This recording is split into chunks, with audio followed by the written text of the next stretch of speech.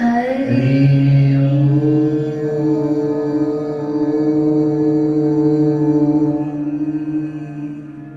को बोलने दो और कान को सुनने में लगाओ और मस्तिष्क को रिलैक्स होने में। गुरु साक्षात परब्रह्म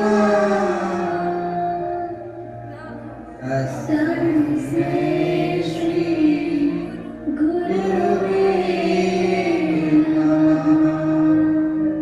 गर्दन ऐसे ले गए, गप सांस लेना है, सांस छोड़ना है।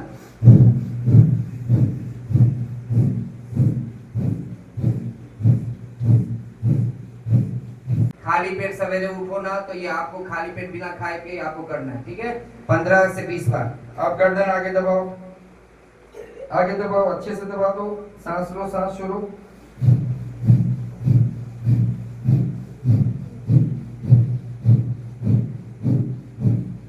से 20 बार करोगे। ये कंठ वाली मेधा शक्ति का ये दोनों केंद्र आपका विकसित होगा। 7 दिन करो, देखो आप पढ़ने में मेडियोकर स्टूडेंट से एक्सेलेंसी में चले जाओगे, ठीक है?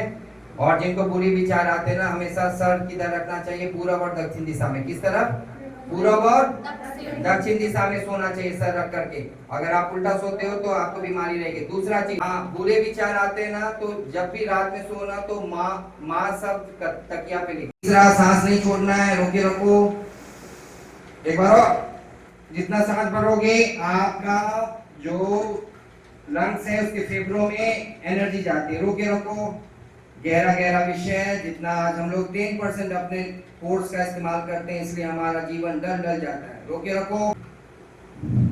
अब ये सांस रोकाना, ये सांस वास्तव में जो रोकाना, ये प्राणायाम होता है, ये भगवान होते हैं। आप सोचते हो सांस लेना छोड़ना जीवन है ना, एक दिन सांस छूट जाएगी तो आप सोचोगे मर जाओगे। कोई मरना नहीं चाहता। और योगी लोग इस रहस्य को जानता है ना, तो उस सांसों को क्या करता है पता है? सांसों को ये कुंभक में ला करके जब मृत्यु आती है उसी समय पैर रख करके ब्रह्मरंध्र से सांस को निकाल देता है, मरता नहीं है। वो लोग हमको हम सिर्फ आंख से नहीं देखेंगे, मन की सजगता से देखेंगे, मन की रसमयता से देखेंगे। दूसरा, बुद्धि की प्रकाश में देखेंगे दुनिया को। जो भैया ने बताया था, आंख ऐसे खोलेंगे, ठीक है? और भगवान को मूल में गहराई में उनको प्रकट करेंगे, ठीक है? अब हम लोग आंखों पे लगाओ, आंख खोलो, पूरी शरीर का ध्यान करते हैं। उसके बाद आपका कोई शरीर का हिस्सा माइनस है ना तो उसको पुष्टि कर सकते हो, ठीक है? जहाँ नाम जप करना चाहिए, ब्रह्मचर्य के विषय को पढ़ना चाहिए। जो हमारे शरीर को खोखला बना रहा है उस विषय में युवावस्था कोई ध्यान नहीं दे रहा। अब वो रात में मोबाइल नहीं देख रहा है, ध्यान करके सोता है, अपने अंदर जग रहा है। ये जो अधिभूत शरीर दिखता है, मेरा शरीर, इसका शरीर, ये दीवार, ये दुनिया जिसको आप छू सकते हो, ये पंखा, गुरु जी का चरण, गुरु जी के हाथ पैर जो आपको ये वगैरह, ठीक है? ये क्या हो गया? अधिभूत। क्या हो गया? अधिभूत। माँ को छू सकते हो, माँ की ममता को नहीं छू सकते। समझ में आई बात? समझ में आई? तो दूसरा पॉइंट क्या है जिसको मैंने बोला, छोटू मेरे को छू के, मेरे शब्दों को छू के दिखाओ। तो मेरे प्राण मन बुद्धि आपसे बात कर रही है, छू सकता है कि ये? नहीं। छू सकता है क्या? नहीं। तो वो वास्तव में चलाने वाला कौन है? इलेक्ट्रिसिटी। कौन है?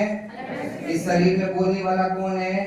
प्राण मन और बुद्धि। कौन है? इसी को जीव कहते हैं। समझ में आ रही है? तो उसको क्या कहते हैं? अध्यात्म। क्या कहते हैं? अधिभूत मतलब शरीर, अधिदेव मतलब ये मेरा बोलनापन है, जिसको आप समझ रहे हो कि भैया बोल रहे हैं। लेकिन भैया 1 घंटे तक लगातार बोलते रहेंगे और 1 घंटे तक आप लगातार सुनते रहोगे। आप कहाँ से सुनते हो? जहाँ से भैया बोलते हैं वो एक है।